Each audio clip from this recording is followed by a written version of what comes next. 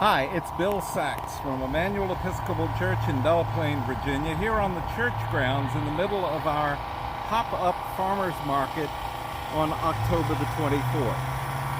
For Sunday, October the 25th, the gospel lesson is from the 22nd chapter of Matthew.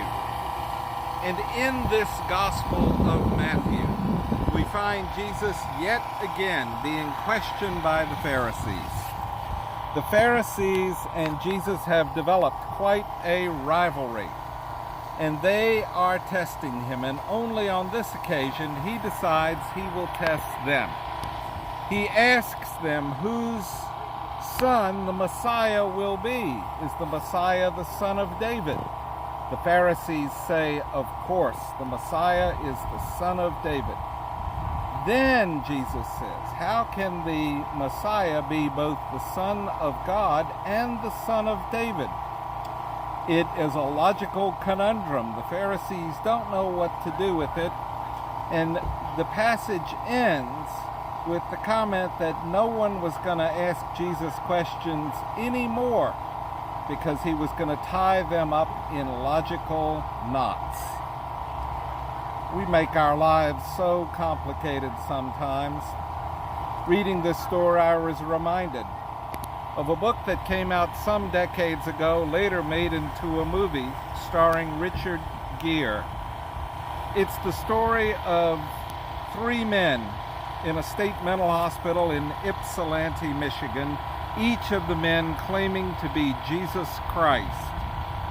A new psychologist in the hospital named Milton Rokeach decided that he would put the three men together. There can only be one Jesus.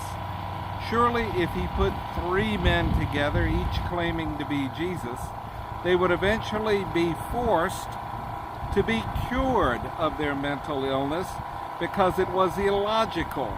There was no possible way that there could be three people who were Jesus. Well, the story became interesting, and for a while there were cracks in the ideation of the three men.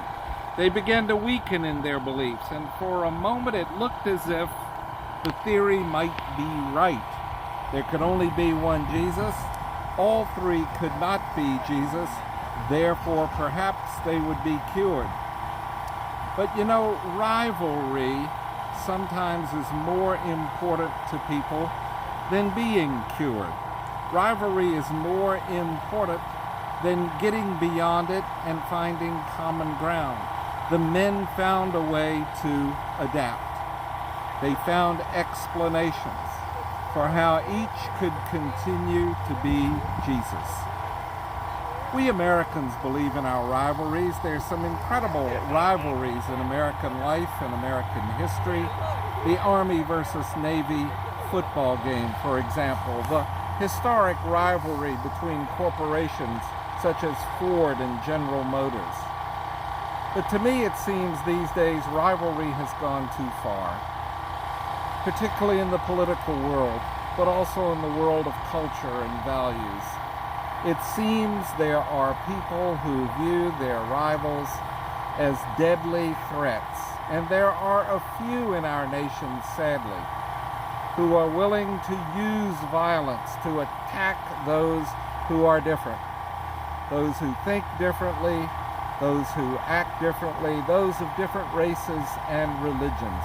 In some ways, rivalry has gone too far. Rivalry ought to be about lifting all of us up, all of us reaching for better, and helping one another along the way. So in this story from Matthew chapter 22, the Pharisees are all about rivalry. They're all about complicated explanations. They tie themselves up in knots. But before this story is told, a little earlier in Matthew chapter 22, Jesus gives what is probably his most famous saying in the New Testament.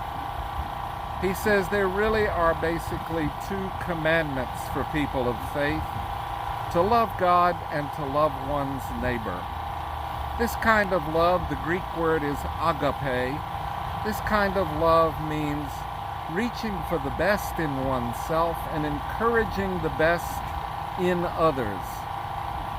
Sometimes, as complicated as life is, the answers to our questions really are quite simple.